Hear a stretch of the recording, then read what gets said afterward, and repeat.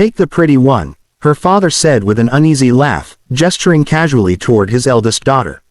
She'll look better beside a duke. The words were spoken lightly, as if they carried no weight. As if they were not cutting one daughter down while lifting another up. As if this were merely a transaction, neat and bloodless. Duke Alaric Ravenshade did not smile. He stood in the center of the drawing room, tall and still, dressed in dark formal attire that bore no unnecessary decoration. His presence alone silenced the servants lining the walls. He had arrived without spectacle, without musicians or banners, and yet the air itself seemed to tighten around him. This visit was meant to be simple.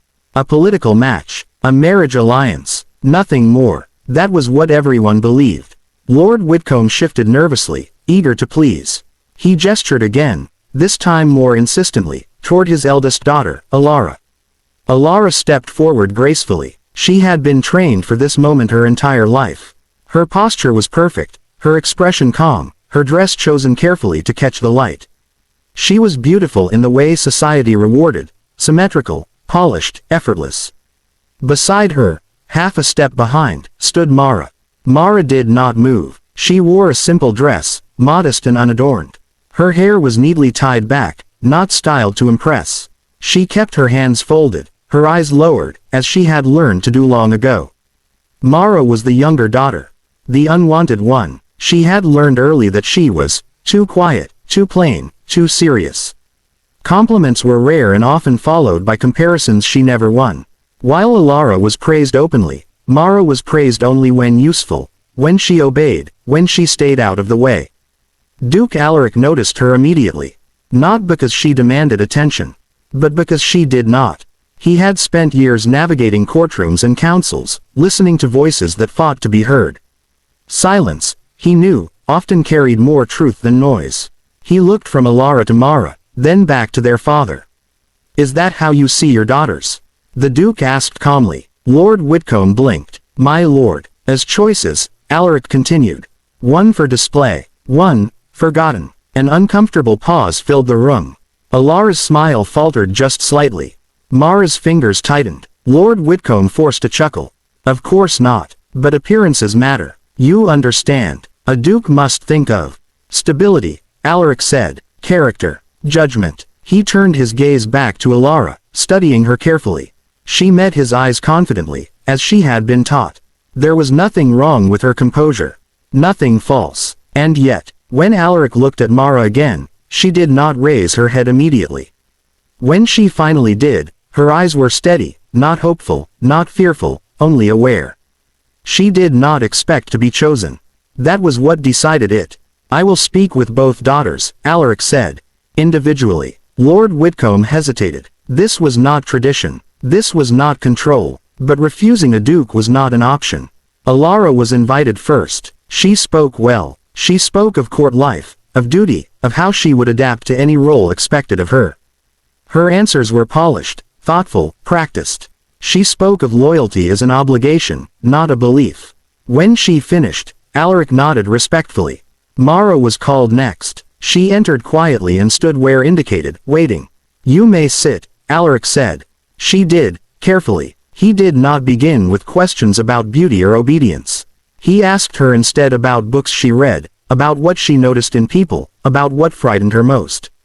Mara answered honestly. She spoke of responsibility, of watching her mother grow quieter over the years, of learning to measure words carefully because careless ones left marks, of believing that power should protect, not consume. She never complained. She never asked. When she finished, she lowered her gaze again. Alaric leaned back slightly, his expression unreadable. "You know what this meeting is for," he said. "Yes," Mara replied. "And you believe you will not be chosen." She hesitated, then nodded.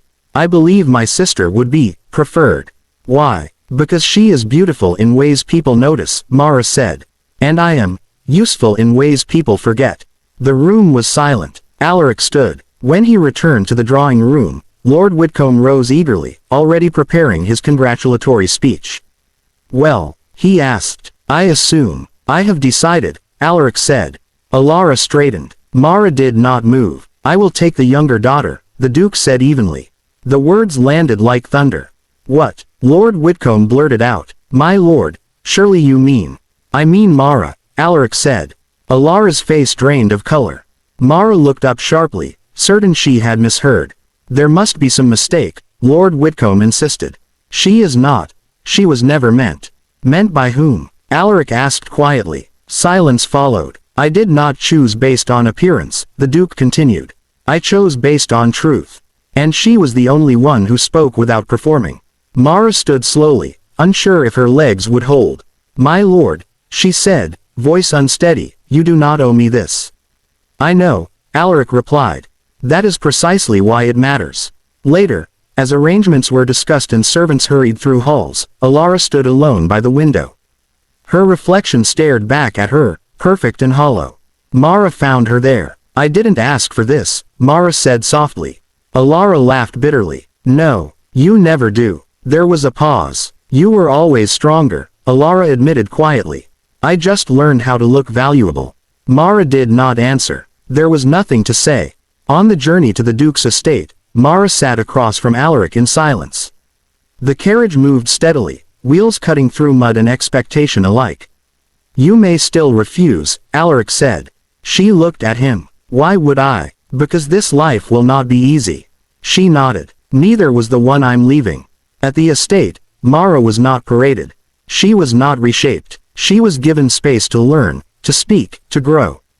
Her opinions were asked for, not as a courtesy, but as a necessity. The court whispered at first. Why her? Why not the prettier one? Alaric ignored them. In time, they noticed something else. The Duke's lands became calmer. Disputes were resolved with fewer punishments, more understanding. Decisions were firm but fair. The people felt seen, and when they looked closer, they saw why. Mara listened. Years later, when asked why he had chosen the rejected sister, Alaric answered simply. Because she had survived being overlooked without becoming bitter, he said. And that is a strength no beauty can replace. As for Mara, she never forgot where she came from. She did not rule to prove her worth. She ruled because she knew exactly what it felt like to have none.